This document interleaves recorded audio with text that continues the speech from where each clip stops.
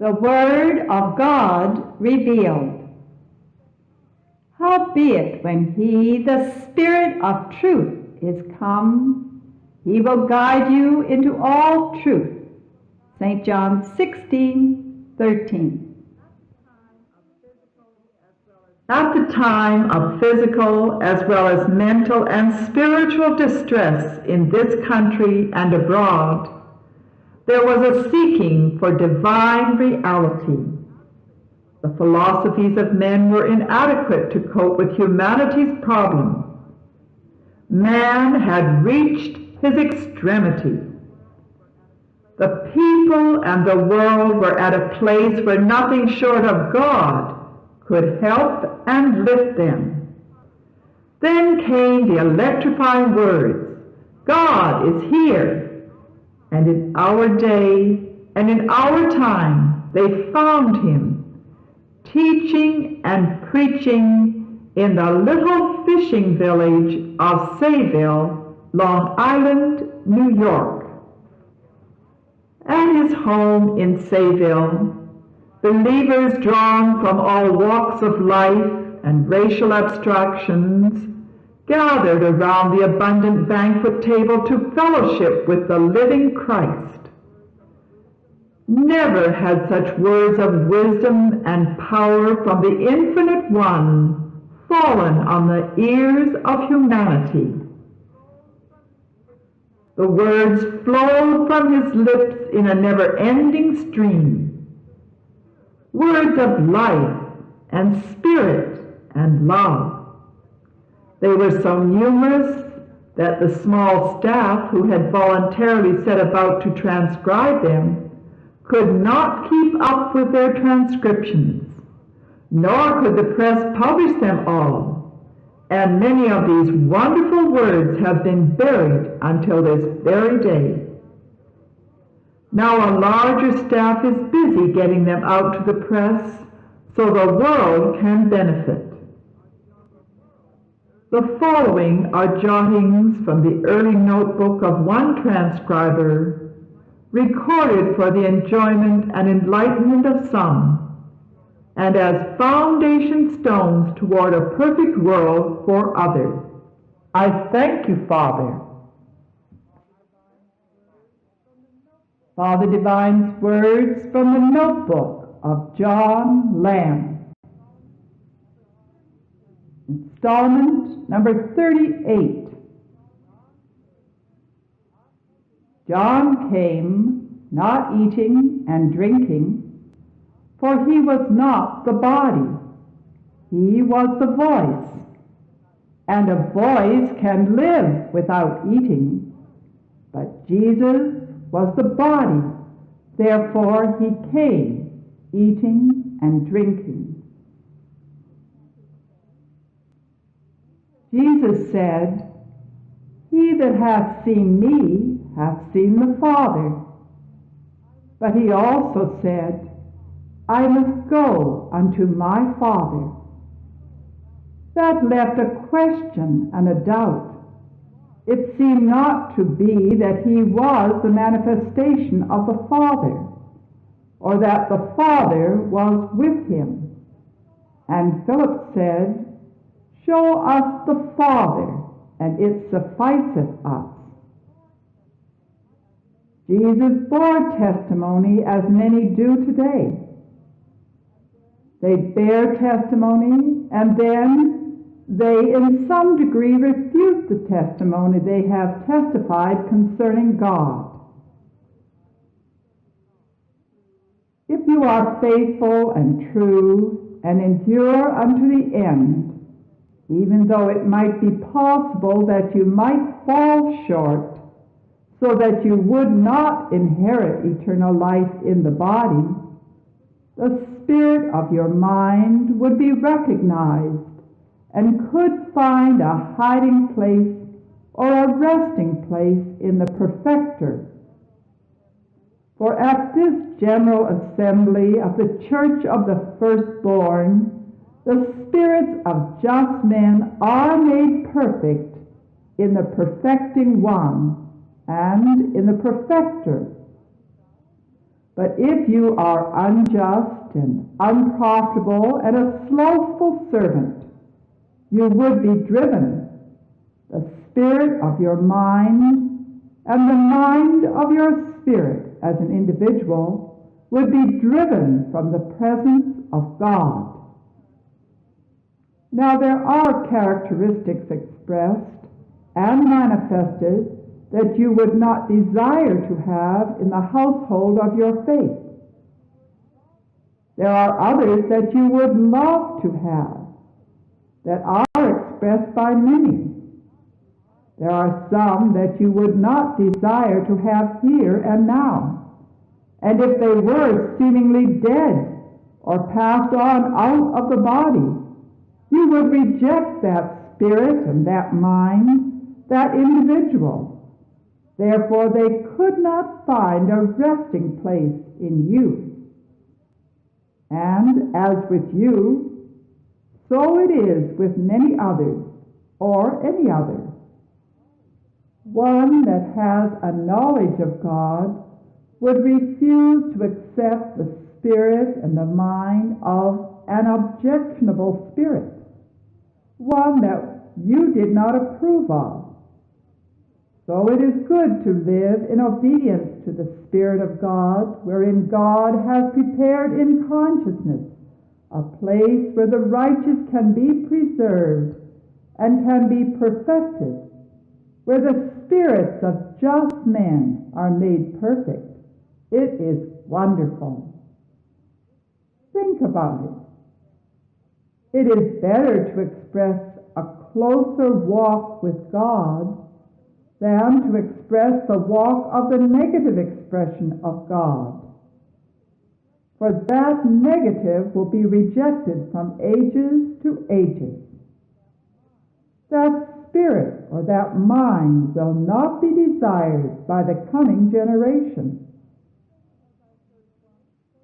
The same as I heard one say today in reference to the transmutation of the spirit, the characteristics that were handed down from their ancestors, undesirable ones.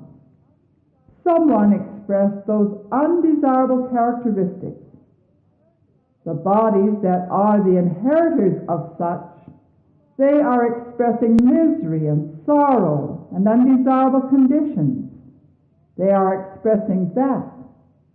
But you that have been fortunate enough to inherit the spirit of the just, the morally good, that which is desirable, you that are inheritors of these characteristics, you are blessed to that extent.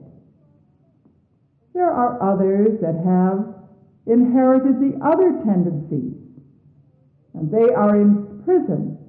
They are in distress of all kinds, don't you see? So it is always best to have a closer walk with God, whether you live on in your body or are transmuted to other bodies. There was evidently a doubt in the minds of the disciples that Jesus was the Father, for Philip said, "Show us the Father, and it sufficeth us." Jesus said, "I must go unto my Father." That seemed not to be that he was the Father, or that the Father was in him. But he also said, "Have I been so long with you, and yet hast thou not known me, Philip?"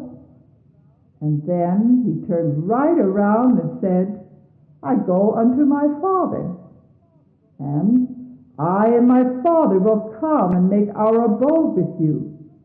And therefore it looked as though he was not manifestly the Father. He bore testimony as many do today. They bear testimony, and then they, in some degree, refute the testimony they have testified concerning God. It caused humanity not to conceive the idea of God's ever-presence, and to conceive the idea that the Father was away. Now this is the satisfying portion, and I came to show you that which satisfies. I brought it out in modern times in the language of psychology, so that all would know that the spirit of the consciousness of the presence of God is the source of all supply and will satisfy every good desire. That is the answer to Philip's question. It is wonderful. That is the actual answer to the question. During a discussion at a small informal breakfast in New York City recently, one who has recently come to the kingdom brought up an interesting subject for discussion. Father had been saying that he did not advocate idleness, and that so long as people wanted to have something to eat, drink, and wear, and a roof over their heads, they should work for it in some way, so that they might also have a place to take others in, as the Master taught. When I was an hungered, ye fed me. When I was naked, ye clothed me. When I was a stranger, ye took me in. He said that as long as we wore clothes, someone had to pick the cotton and shear the sheep, and many places in the scheme of things had to be filled. He said God told Adam to dress the garden, meaning to prune the trees and make paths to walk in, etc. The angel referred to said that was a point that was troubling her. She wanted to do the will of God and wanted to be guided by her highest intuition. She wanted very much to stay in the kingdom and partake of the wonderful joy and inspiration. But she felt that she could do so much out in the world. Father asked what she could do, and she replied that for years she had been supporting certain relatives financially and otherwise, and that they looked to her for everything. It was a large family, and there was hardly a day went by that she was not called upon for something. There were many friends, too, that she assisted, and she often had as many as 6 or 7 telephone calls per day along these lines. She felt that she was not doing her duty in just being in the kingdom, when all of that work lay outside. Father had just finished talking about how we work in the kingdom in various ways, and said that was the only justification for not being employed elsewhere in some useful occupation. In answer to the above question, Father continued, in mortal consciousness, why would it have been necessary for Jesus to withdraw even from the Holy Virgin? There was no reason to suspect that Jesus did not honor the holy woman who was called his mother because of her wickedness. If he had been like the mortal mind today that wants to justify itself in materialism and mortality, and someone had said, why follow your mother?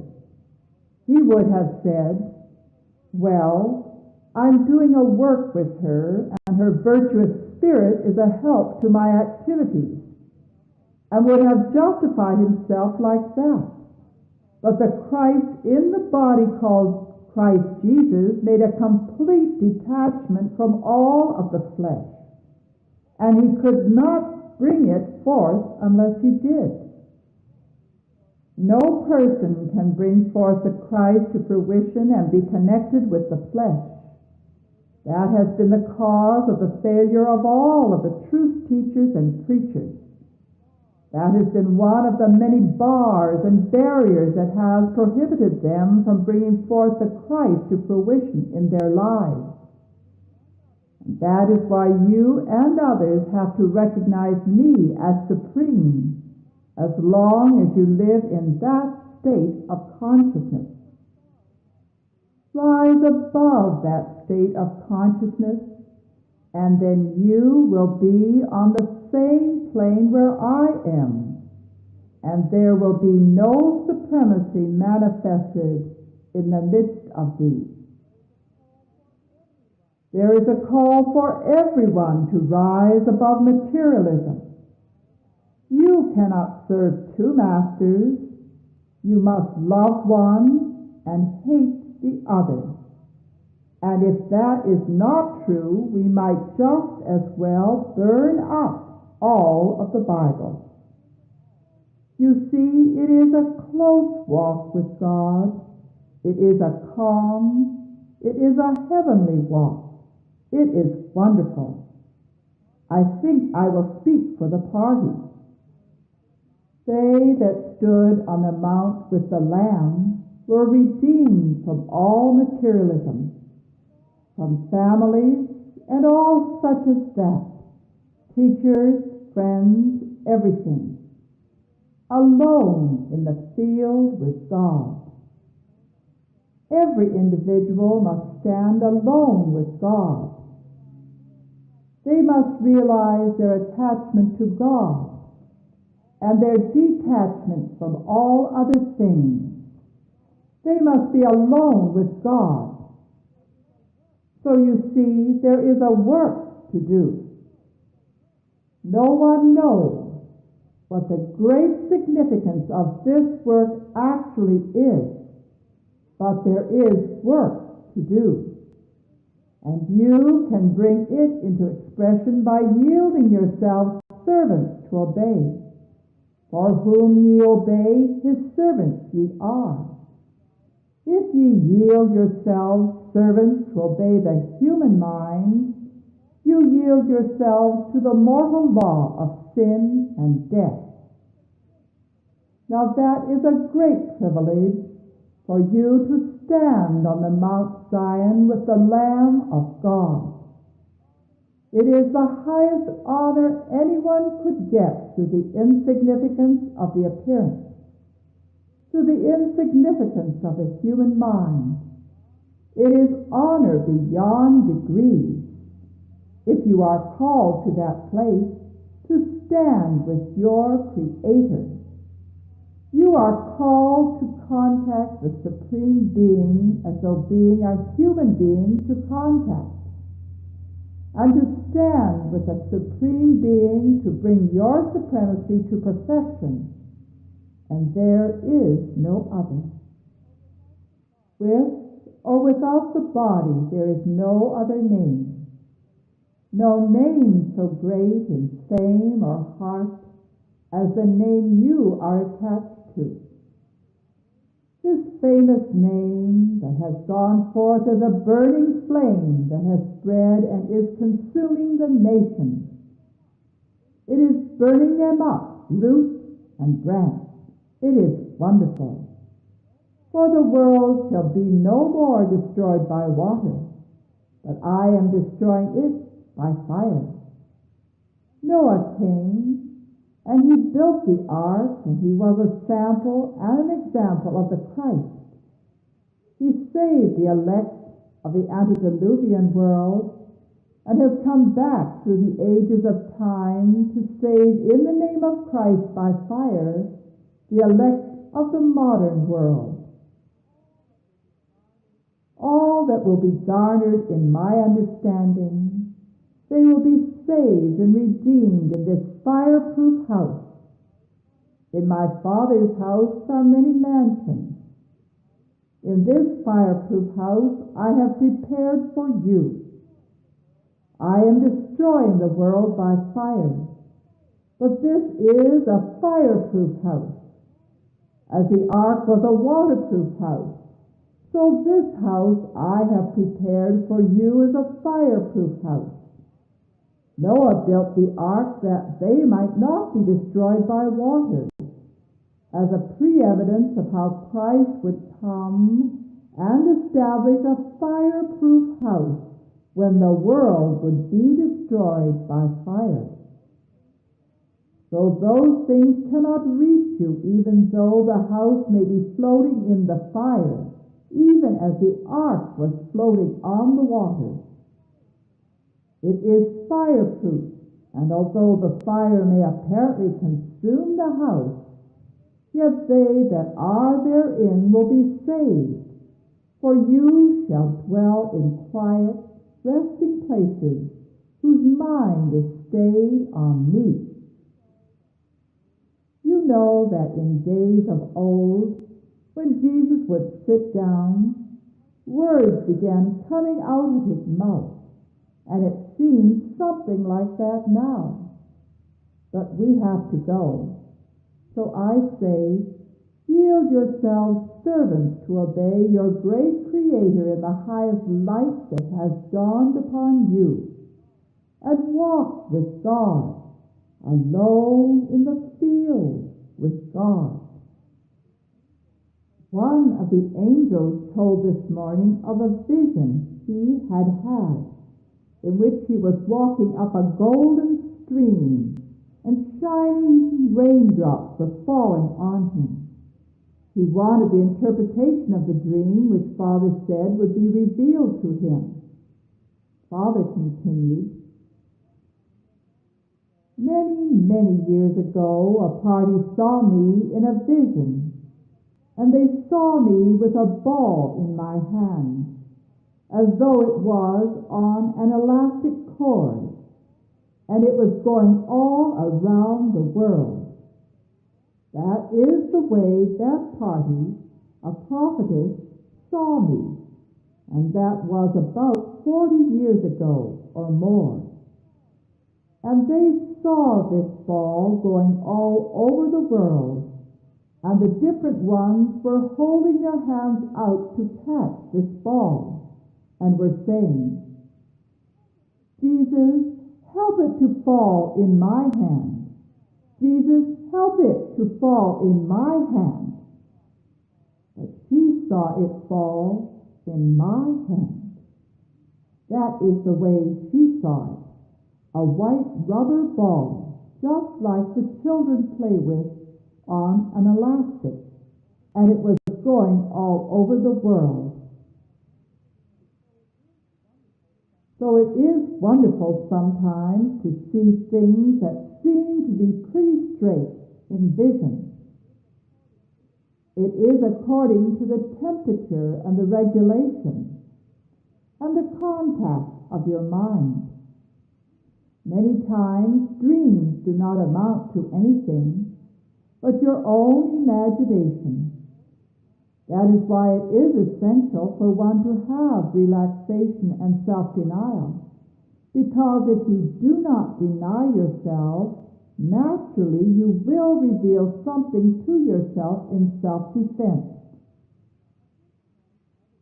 At this point, another brother asked for the interpretation of a dream in which he saw himself in possession of a large farm with a colony of people living there, and himself at the head, the whole thing being self-supporting through the sale of farm products, and the income being used for extending the size of the farm and the numbers of those living there.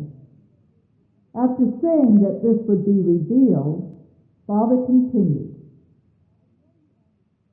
I know you understand that I am not confined to the person.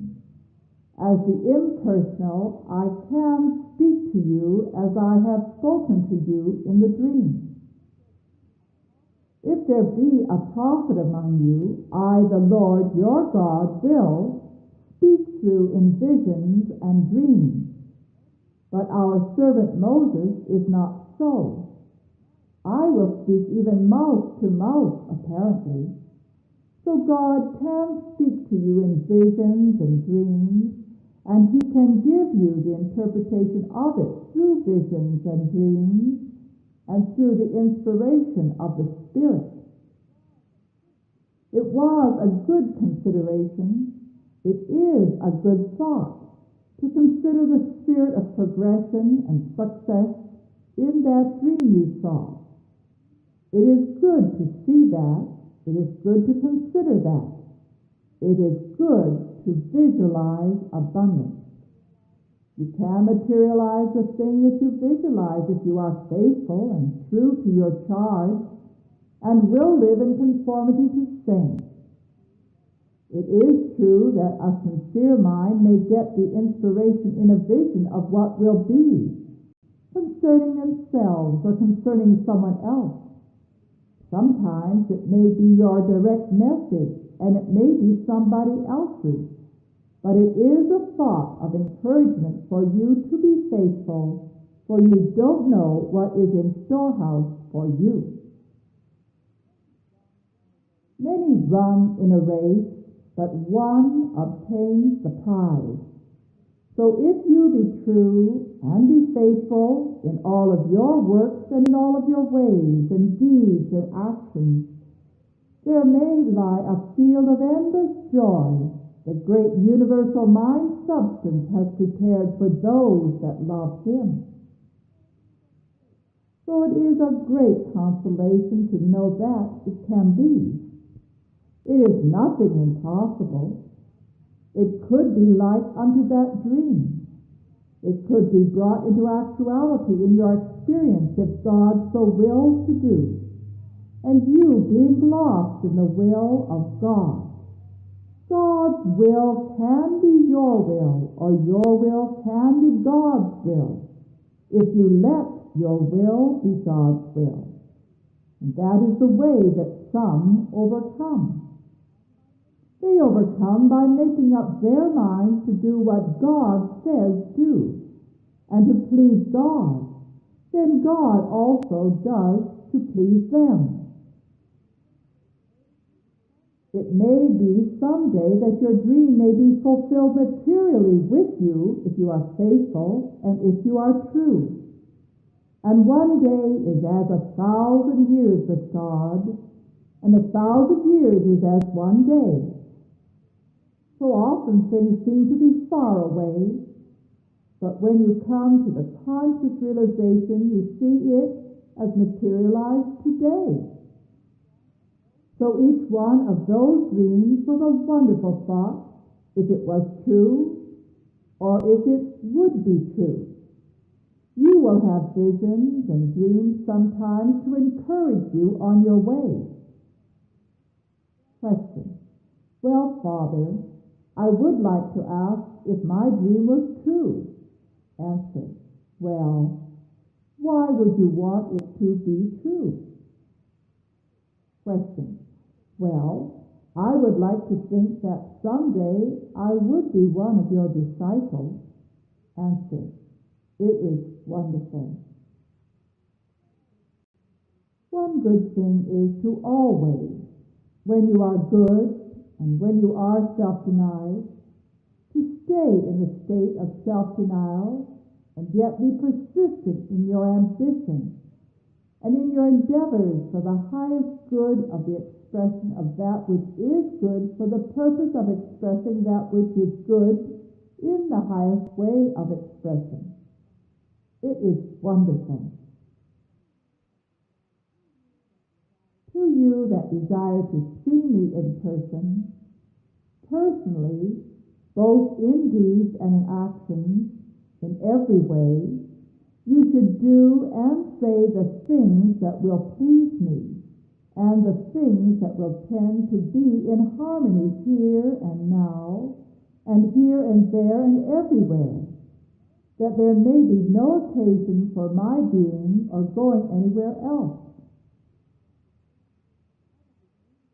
One of the angels testified at the table that she was constantly troubled with thoughts that were antagonistic to Father and to her own progress coming up, and that she also had dreams of a carnal nature at night. She wanted to be freed from these conditions. Father replied, well, birds are supposed to fly, but farmers are not supposed to let them stay in the field. Then Father sang a song. When you think I am gone, then I am there. I am everywhere. He continued. That is a wonderful, wonderful thought, that little song that I just sang. It is a wonderful, wonderful thought of this love, You know it is wonderful, isn't it? It is swallowing up everything, all lack, all human affections, and it satisfies your every desire. And then you cannot help it, you know. And even sometimes I try not to take you off your feet because I know you cannot stand this mighty love. If you just think there is nothing in the way. So it has got to be as though something is in the way because you cannot stand it. If there were nothing in the way, you could not stand it. It is really true. There has to be something to appear to be in the way because you cannot stand it. I am glad there is something appears to be in the way sometimes too. But you just can't help it, can you? So many blessings, you cannot think about them all. It is wonderful. You cannot stand this mighty love. Now you know it is wonderful. Because I don't preach a gospel of emotions. It is wonderful. But yet, when you get in this mighty love, they take place. You cannot stand it. Peter, James, and John, they fell as dead men. They had to fall down at the presence of this mighty unfoldment. There is a common phrase used in the outside world in America in reference to the thoughts of your mind. Thoughts or dreams or anything like that would come to you. To you that worship dreams and visions, you can fix yourselves in a place where you can be in a chaotic condition in your own mind. Bring before your mind's eye the thing that you do not desire. There is a thought that can bring even your dream to you that is desirable, to appease the mortal concept of your human mind. Then the reverse is equally true. It can come to you with an undesirable expression. So some of you that stress the point of view of visions and dreams and so on like that, when at times there are undesirable conditions of the road being under construction, there are signs, danger, detour, and of course, if you will go ahead down that road full speed after there is a sign, danger, detour, you may run into a wreck. But yet the road may be under construction. There are times when visions and dreams may seem to be true, the desirable ones. You can make them true if they are unselfish and rightful dreams to be brought into fruition or into expression. But as I say, if they are undesirable ones, you do not have to bind yourself to that thought of that mind, for Jesus, it reads, was tempted in all points like unto us, yet without sin. The thought came to Jesus, or Jesus had a thought to command the stones to be made bread. And also Jesus had a thought that came to him to get up on the pinnacle of the temple and jump down and let the people see that God would not allow him to be hurt or harmed. A thought came to Jesus like that. Then a thought came to Jesus, if you will go and serve the political world, you will be an international king. If you will join yourself to politics and will serve the political world, I will make you will become to be the king of all of the kingdoms, and you will be the international king. That was a thought that came to Jesus. You heard me say the other day that God has all power in all of the world through which we came and in which we now live. social world, the financial world, the political world, and the religious world generally, and even in the underworld with all of its branch worlds and connections. All power is given unto me in heaven and in earth. But that does not say that Christ will subject himself to any of those undesirable conditions. So the thought came to Jesus, as I say, if he would get into politics and would serve the political world, he would or could become to be the international king. If not in those identical words, as it does not read exactly like that, but it was words to that effect. When that mind showed to Jesus the kingdoms of this world and the glory of them on an exceptionally high mountain, all of the kingdoms of this world and the glory of them, and said to him in the highest light of understanding, even in the high light of the Spirit, saying unto him, if you will utilize your power for the service of the government, as a political boss or representative, you will become to be the international king. All of these things will I give you if you fall down and worship me. That is a true interpretation of that vision there concerning Jesus' temptation, because the tempter came to Jesus like that in a body and in mind. That does not say that Jesus sinned. He did not yield to temptation, for yielding is sin. The word says Jesus was tempted in all points like unto us, yet without sin. So I quote that old phrase used so often in America concerning your thoughts. You cannot help a bird, or birds even, flying over your head. But you don't have to let them build a nest in your hair. Thoughts may come, or thoughts may go. They came to the Son of God, as I said, in the body called Jesus. And he had a mind to be an international king, king of the natural world and all of the natural countries. He had a mind come to him to do that, but he didn't do it. There was a subconsciousness there, or a mind in him, a subconscious mind in him. A subconscious mind in him being unexpressed and unmanifested in its entirety, waiting to be revealed and to condemn every thought that that mortal version of the human mind, the DVL, would say to him. So therefore that thought did not stay with Jesus, it leaveth him then.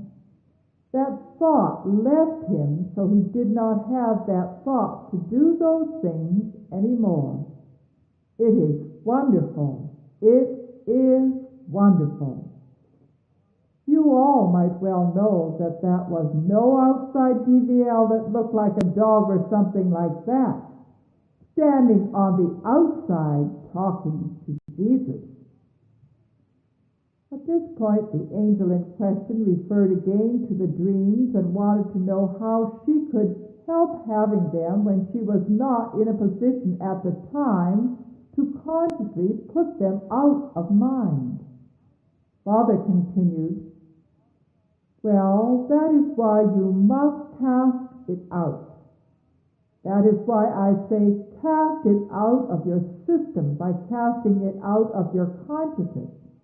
All prejudice, all bigotry, all denominations, all races, all colors, all families, all self, all of the flesh entirely. Cast it out of your system by casting it out of your consciousness.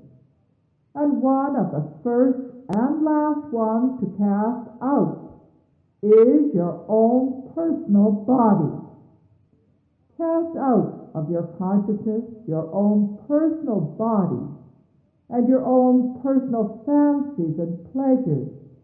And when you cast that out rightfully and righteously, you shall have come pretty near casting out all of the other DVLs that dwell within.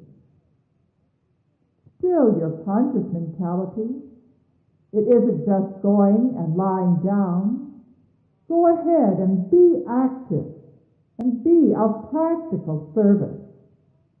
That is stilling your mortal thoughts that pertain unto life and the way of your preconceived chaotic condition that existed in your system. Still that, and know I am God within.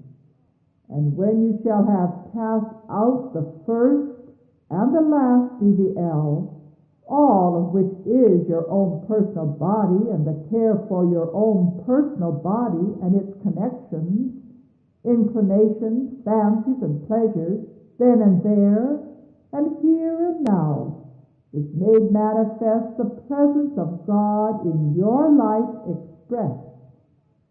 And there and then, and here and now, and here and there, God is expressing and manifesting himself to the world in your stead. It is no more you.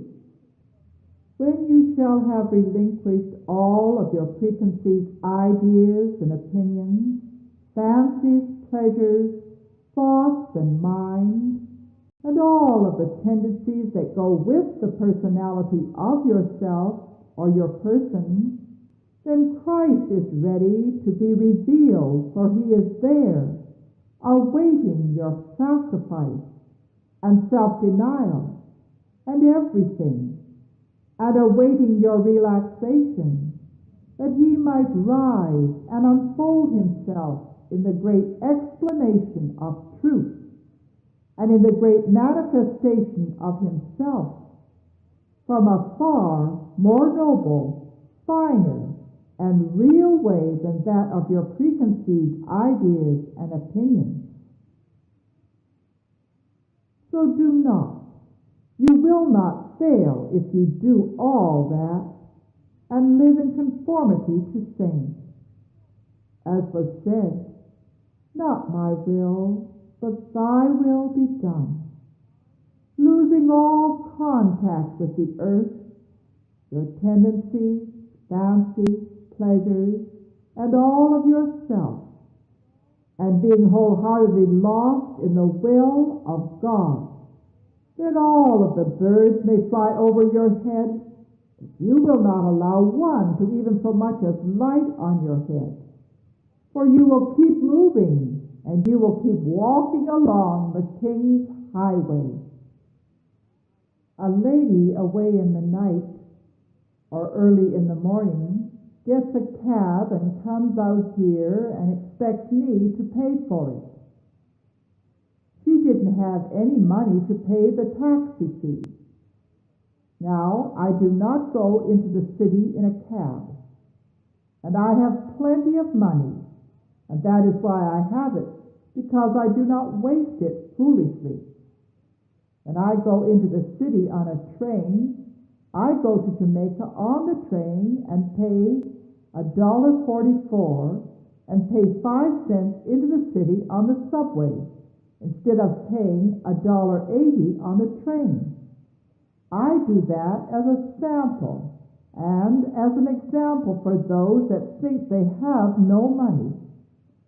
I think you all believe that I could pay $50 for a cab to go into the city if I wanted to, but as a rule, unless I am in a hurry or on some special occasion or something of that kind, or have a special call to make when I go right through on the train, I walk down to the station and take the train and pay $1.44 from here to Jamaica, and then pay 5 cents into the city or Brooklyn. And at the same time that I do that, I may have $10,000 or a couple of $1,000 in my pocket, as far as you know. Now, Miss G took a cab and came out and then wanted me to pay for it. I said I didn't send for her. First, I didn't bear record of who it was when they called me up over the phone, and I didn't see her. Now, this morning, somebody else comes, one that testifies so strongly of me, and you would think she had some sense. She sings a song, "In the City of Father Divine." Anyway, she took a cab and came out here without any money, talking about she is my child, saying some woman told her that I said for her to get a cab and come out here. She said some Effie Divine or someone told her. So as the Bible plainly says, if it were possible, they would deceive the very elect. But they cannot deceive the very elect. But if it were possible, they would try to get you out of line by trying to bring some accusation or condemnation against the truth that I teach, which is simple, plain, and practical, and life that is beyond condemnation or accusation at all, if you live according to my instructions. I do not teach a whole lot of fanaticism of spirit and all such as that, and going by what the so-called dead say, or what the so-called living say when they are not living according to my word. And then they talk about the meetings and all such as that. And about Mr. Alexander.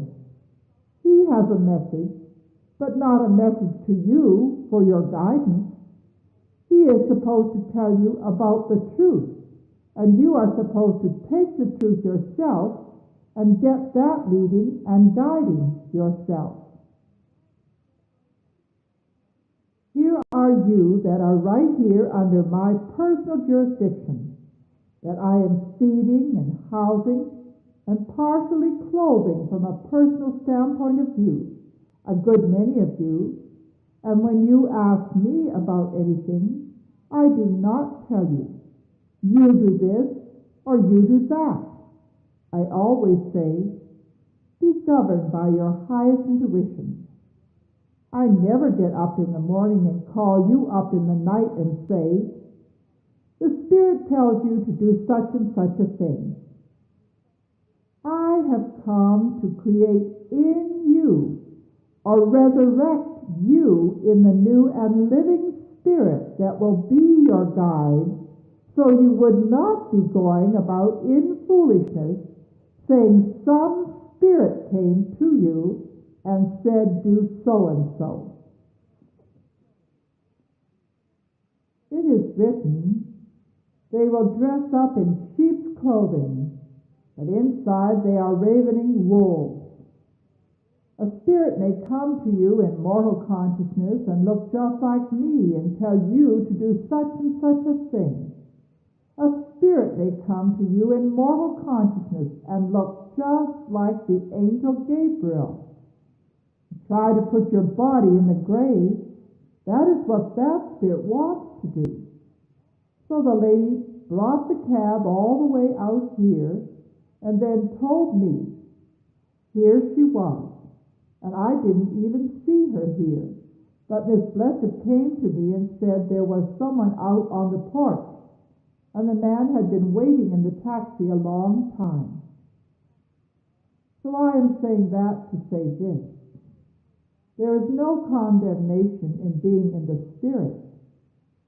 Her testimony was wonderful and has been wonderful.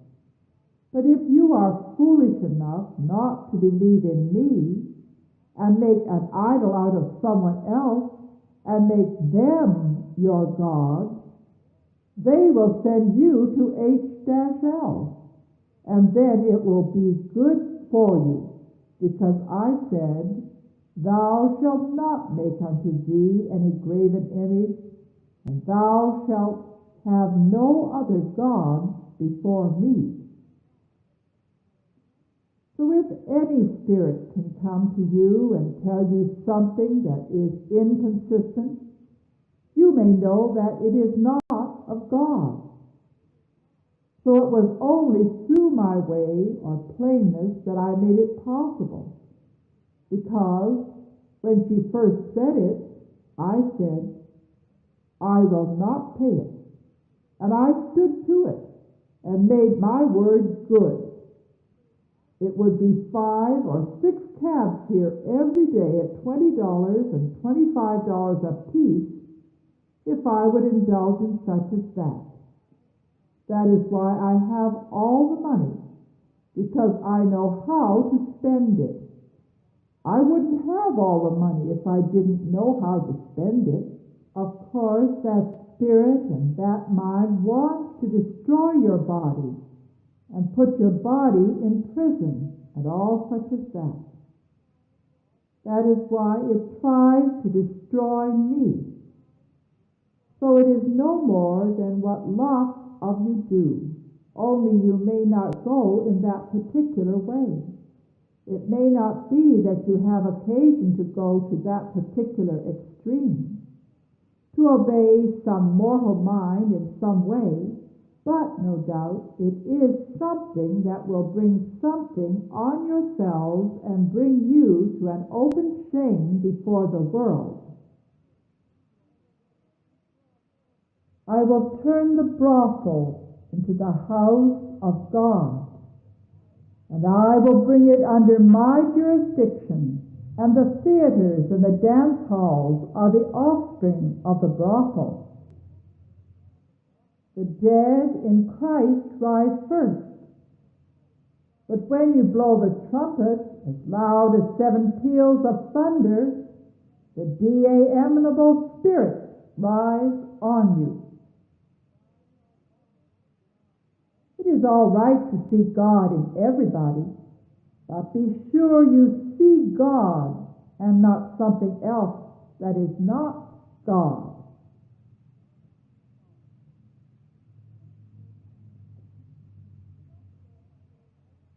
So don't go by what that spirit in somebody else may say, or what your own spirit says, unless it is something of consecration, self-denial, and sacrifice, and what my life advocates. Now you see, I pay cash for everything. You will not go in debt. All of these things have been touched on, even in the gospel, when Christ told Peter to go and catch a fish so that he could pay, and he wouldn't owe anything. It is wonderful. Your mental and spiritual world is not without your physical world, and your physical world is not without your mental and spiritual world. I came that they may be one, even as we are one. Your mentality, your personality, and your physical structure become one with your mentality and with your spirituality, the Father, the Son, and the Holy Ghost. They all are one when the work has been done. These words that have gone out of my mouth, they will not come in void. They will accomplish that for which they have gone out. It is wonderful. They are bringing peace and prosperity to the world.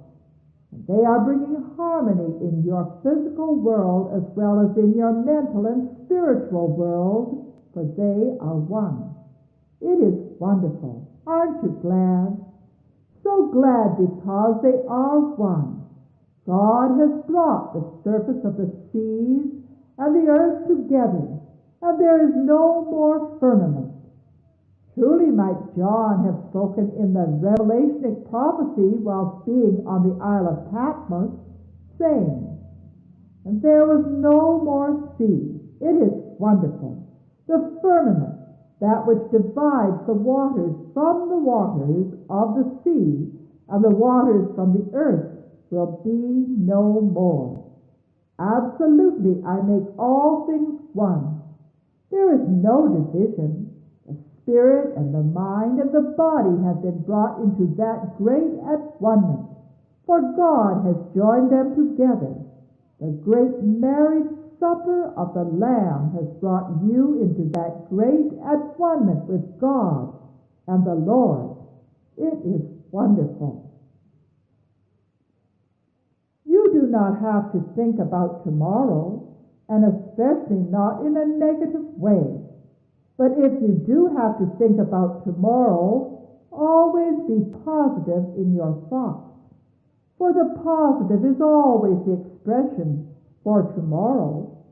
The negative will not be, for the truth will set all the prisoners free from their superstitions, free from lack, free from wants and all limitations, until you, as an individual, the earth over you will lose its gravitation.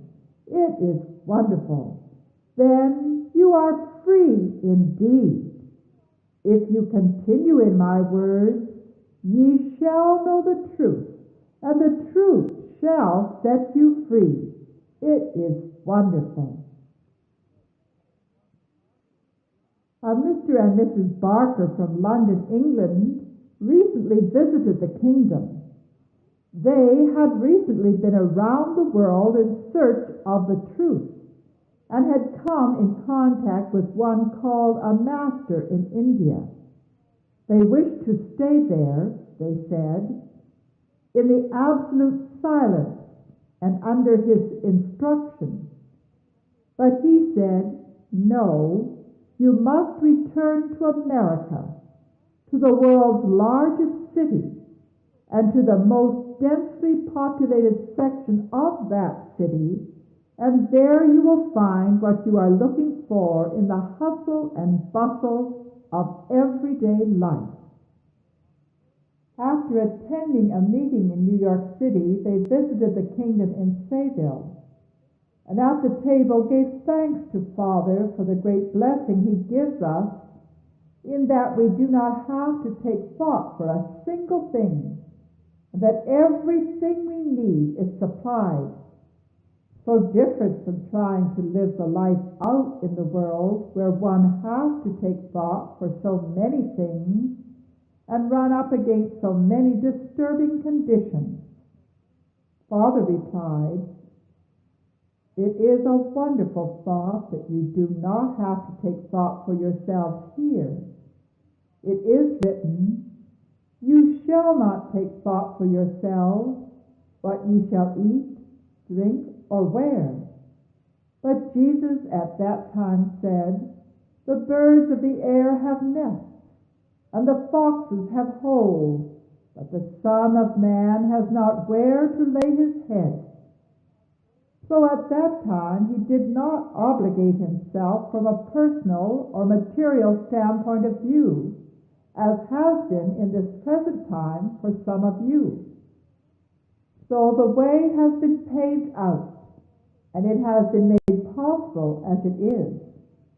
But those people, no doubt, referring to Mr. and Mrs. Barker after they had left, if they had been redeemed and been willing to live just as they lived and be just as they are, it might have been that they would not have sent them back into the world. But it has been the case with thousands of people for the last 2,000 years that have gone to India seeking the masters, as the master is called, being manifested in many forms. There he is called the masters, being the master manifested in many forms. And they have been turned back to the world. But what caused it? And why is it? Because Mr. Barker consciously or unconsciously betrayed himself. He said, we smoke and we are worldly, or we smoke or something like that. And they said, Well, smoke all you want to until your mind frees you from that, until your thought frees you from that. But go back into the world. Don't do it here. You see, that is the significance of it. I thank you, Father,